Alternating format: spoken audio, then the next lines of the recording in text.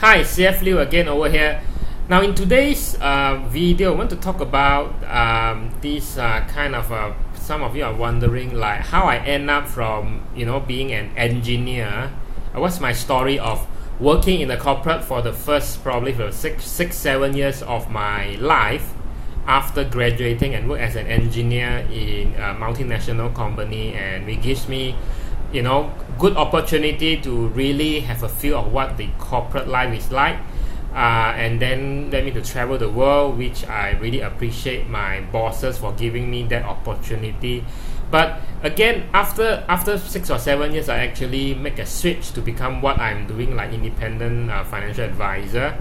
And many of you ask how I actually ended up here from there to here.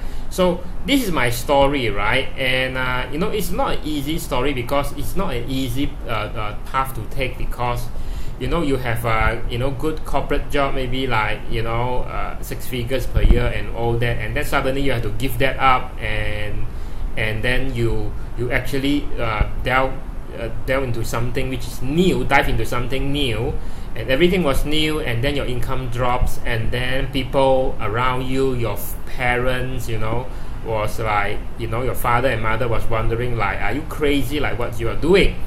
But here's the thing. Now I want to keep this lesson or video sharing short, is that a lot of people actually hate their job, but they cannot quit because this is a golden handcuff. They get paid so well that they cannot quit, and they are not willing to actually sacrifice some of the early years for them to actually, when they actually say your income level or whatnot, or your ego, or your self-confidence or whatnot drop, because you probably have to start over with doing something that you really like but you don't have much experience for, and then the society, people around you will look at you like one kind, and then this guy is crazy, and then that kind of thing. So but the one that really I think it helps in my decision over the years is that when I was in corporate, and I look at the people who are older than me, maybe like 5, 10 or 15 years ahead of me, and I look at what they are doing in corporate, and I say that,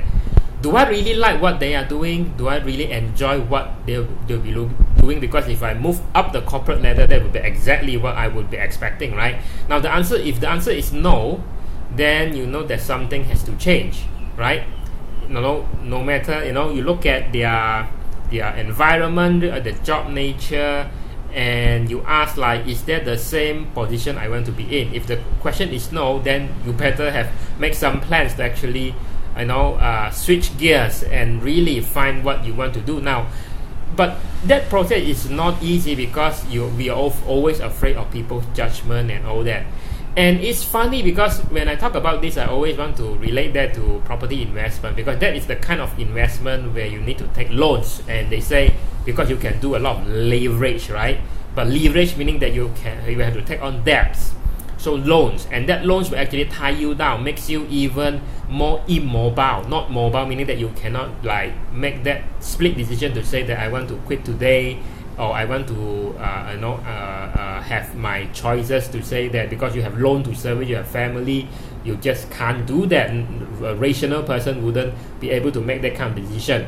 But which is why I would very advise against people who really want to answer to the calling or want to quit their job because they don't like that, they want to do their own thing. Property investment will not help you.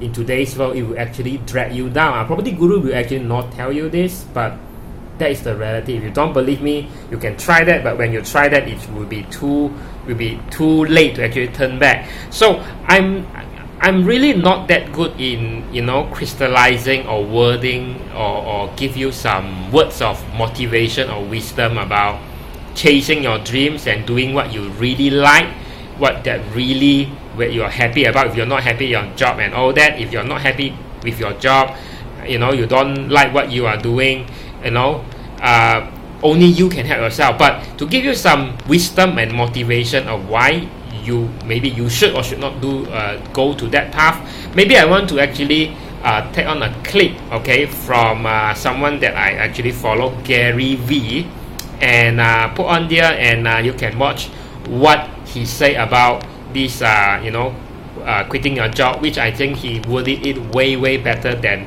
what I can. So that being said, enjoy the next part of this video, which I actually copy and paste up here. But yeah, I mean, don't forget to subscribe if you like more of these sharings like this. Click on the notification bell, your comments below, click on like if you find this sharing has been useful, and stay tuned for this second part of this this video by Gary V on quitting your job. Okay.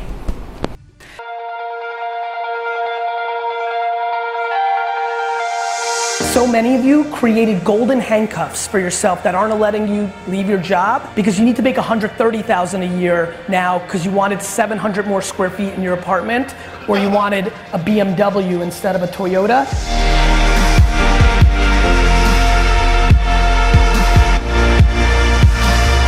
Something I've realized that really kind of caught me off guard is how many people spend more money on shit than they can afford. The fact that 35% of this audience wants their side hustle to be their careers, but the reason they can't is because they can't quit their job because they need their job to pay for dumb shit to impress people they fucking hate. And so you're not happy because you wanted 2 or 3 things that mean absolutely nothing. Why are you not willing to take 1 step backwards for a step for the rest of your life? The amount of people that have emailed me in the last 6 months, because I've been on this rant lately of trying to get people to move back in with their parents at 30 and 40. You're worried about if you move back in with your parents, or if you're not married with a job at 31. You are not willing to take a step backwards. A step backwards, which then affords you the ability to quit your bullshit job or stop doing your bullshit startup and do something else you love or you think you can be good at. Like, who the hell's permission are you looking for to do your thing? Like, who is this person? Is it your mom? Is it society? Is it your partner? Is it the people that are commenting in your social media? Is it something that happened to you when you were 9? If you're pessimistic moms will be like, see, I told you could never do it. If you can't get over that, then you're fucking stuck.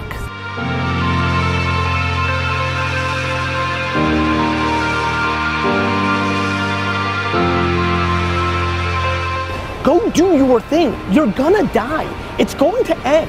Something bad is gonna happen. Something great is gonna happen. But most of all, nothing's gonna happen unless you do something. Please stop looking for permission. Please go do that thing you wanted to do. Ask that person out. Start that company. Quit that fucking bullshit job. You can always get another bullshit job. How are you not willing to take a step backwards because of other people's opinions and willing to ruin the next 47 years of your life? Take a fucking step backwards to take a step forward for the rest of your life.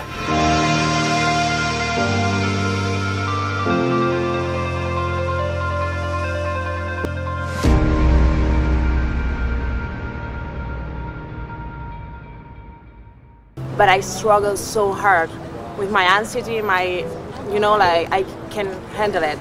So it's either coming from 1 or 2 places. You're allowing somebody else to judge you, or you're judging yourself. Myself. I'm telling you, the number one thing that fascinates me about people is they take the past and give it so much credit, and they underestimate the current and the future. You're looking dead in the face of getting results, yet the fear of the replication of something that happened before is stopping you from going. So I think this is about making a decision and not dwelling or pondering on what if, because what ifs cripple people. You will regret not going for it way more than if you fail a second time. Everybody here right now can sit here and say a what if about something. I should have stuck with ball. I should have invested in Facebook. Like what if scare the fuck out of me. So taking action is, especially if it doesn't cost you money and it's just time, is always a better answer than pondering or thinking or trying to decide if this is gonna work. You don't know. The learning of the failure is as equal to the victory of it. I'd rather lose again. Like what? Like what? You can lose your house. Like people are scared of things that aren't real. People are scared of things that are not real. It's fucking life. Yeah. Like nobody knows what's gonna happen tomorrow. So how do you, and I'm sorry if I'm It's all right, go ahead. How do you deal with the unknown? Like when it comes By recognizing I have no choice. You guys got love for each other and those 3 kids, you could be f***ing homeless and happy. You could. You could. You could. I mean, you know, might not be ideal, it might be better, but like I'm just trying to ask people what they're scared of, and what they're scared of, if they go all the way to the core, is other people's opinions. By not worrying about what other people think, it allows you to do things. By doing things, you either win or you learn from your loss, and it creates speed. It's the absolute mental difference between the people that are executing and winning versus the people that aren't. It's the fear of others. I don't want to lose, but I'm definitely more disappointed than your opinion in your blog post about my loss. I'm just looking at you two, I'm like, they're in love, that's good. So guess what? You're in a fucking place. What do you need? What do you want? You need Netflix? Netflix. Like, what do you need? You don't need shit. Like, I'm confused by people creating these fake frameworks. And so I navigate happy because I'm just grateful for what I have, and other people have more, other people have less. When I had a whole lot less, I was happy with what I had, and I just every day recognize that if I'm in my own head and realize that everybody's got their own do, then I don't spend time complaining and dwelling, I spend time on doing. You wouldn't be scared if you realized the worst case scenario is it'd be worse. There'd be 3 of you, right? But like what? Like, I'm telling you right now, those kids are not gonna lose if you guys are losing. It's gonna make them stronger. They all have different personalities, but if you're instilling the right values and showing them love, they're gonna win. I'd much rather have loving parents that were homeless and instilled that in me than successful parents that were doing the wrong thing. I'm gonna have a better life. That's been proven. People are scared of other people's judgment. People are scared of other people's judgment, right? What are people gonna think if we lose our home or we lose again? You're pondering, you lack the confidence because you're worried about what people say. I like losing. That's why this is all so easy. I don't give a f if you said I lost. Ah, man, I'm telling you, Rocky 6, I think that's the one, where he went back to the beginning, right? When he lost everything, that was it wasn't a good movie. And that's my favorite one, because he went back to 0. And it's not that scary. Who are you scared of? It's insecurity. Insecurity is poison, massive poison. Okay, like, stop looking backwards. It's just, it will slow you down to where you're going.